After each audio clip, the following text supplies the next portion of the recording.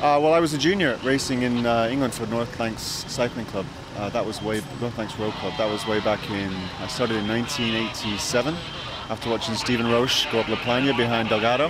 Next day I got a bike, took out my pocket money and bought an old Barry Hoban. And I raced for about a couple of years. I was doing okay, second in the divisional championships in Lancashire. And I was on my way to the Junior Tour of Ireland. But then life got in the way, I guess. I quite happily went off to university and travelled, had a great time, worked as a scuba diver in Thailand for a year, went to Japan for 10 years. And then maybe about 4 years ago I just decided to lose a bit of weight. I was a little bit porky, a bit portly, fat in other words, and I bought a cheap Trek and I started doing a little bit of training, and then I did a 50k sportif and I kind of won. I did another one and then the competitive juices started to flow again. And then before I knew it, I was racing all over Japan, traveling up to 16 hours to race. With the scene being so small, it was quite easy to progress up. And then I realized that what I was doing was maybe kind of unusual, being older, near to 40, coming back to the sport. So I contacted a few websites and suddenly I ended up just doing a little bit of freelance work here and there. Then got offered a full-time job working as the editor of a Japanese website. And last year I got an offer to come and join this team, which is RTS racing team, to do Oman and Qatar. So so far it's been a dream. Fantastic. It is unusual. I mean, a lot of people are winding down while you're getting going again. So, do you have advantages? I mean, do you find that you have more in reserve than people perhaps of your age that have been racing all this time?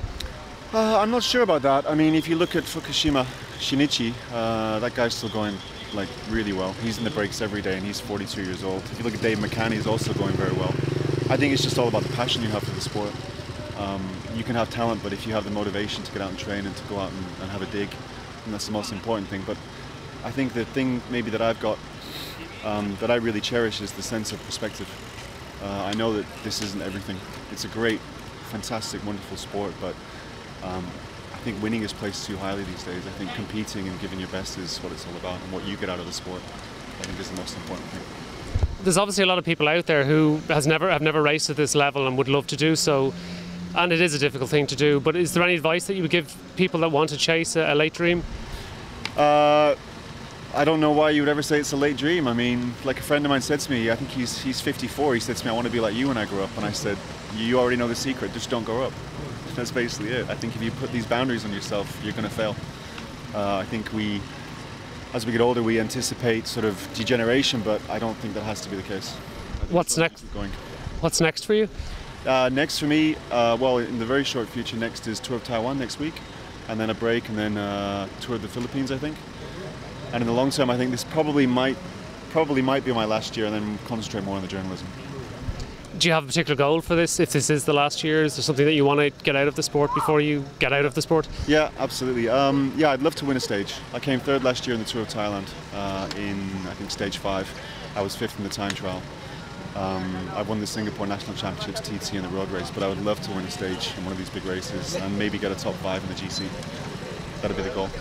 Finally, what's the Asian scene like? Obviously, you're not from there, so how does it compare to what people would perceive as the European scene or the US scene? What differences are there? I think obviously there's the level of the, well, I won't say the level, but the culture in Europe is very progressed. They've been racing there for like 100 years. And you join a club and there's people who are higher up and they'll tell you what to do and what not to do, usually in a very brusque manner. But you learn pretty quickly, whereas over here they haven't got that kind of a depth of the culture. But it would be foolish if any foreign guys come over here and try and race and think they're going to win, like off the bat. It's not the way it works. There's some really strong guys over here and a lot of talent. And I think in the next few years you're going to see Asian riders more and more progressing in the European scene.